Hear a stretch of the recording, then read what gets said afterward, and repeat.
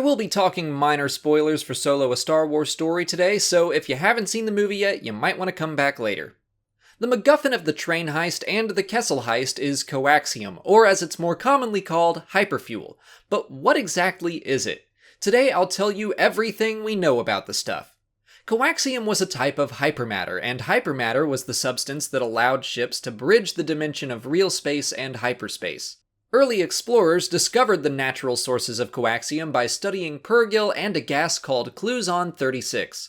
Both the gas and the purgil were introduced in the Star Wars Rebels episode The Call, where we learned that the whale-like creatures inhaled Cluson-36, which then powered their natural ability to jump to hyperspace.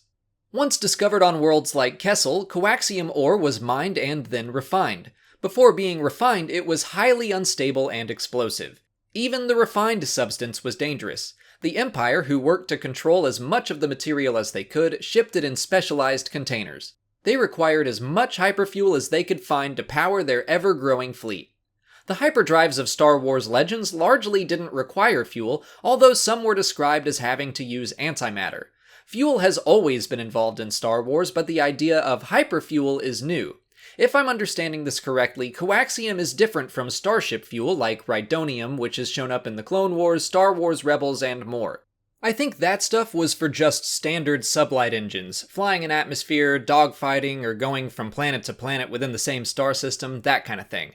So I guess starships all needed two kinds of fuel to work, assuming they had a hyperdrive. Something I'm a little confused on is what happened in Solo when they injected hyperfuel into the Falcon's reactor.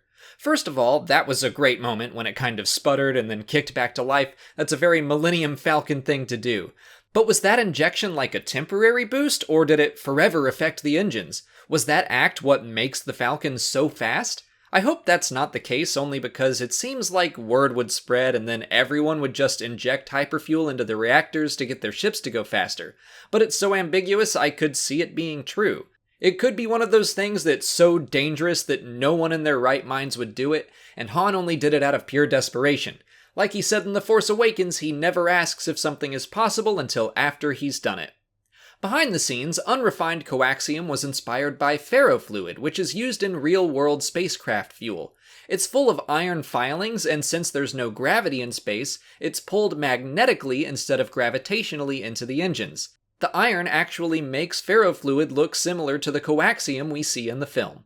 But yeah, I wanted to cover what little we know about hyperfuel so far since it was such a major part of the movie, and I'd love to hear your opinion on injecting that stuff into the Falcon. Do you think it was temporary or permanent? Let me know in the comments. If you haven't already, please like this video, subscribe to the channel, follow me on Twitter, Instagram, and Facebook, and consider checking out my Patreon page. As always, thanks for watching, and may the Force be with you.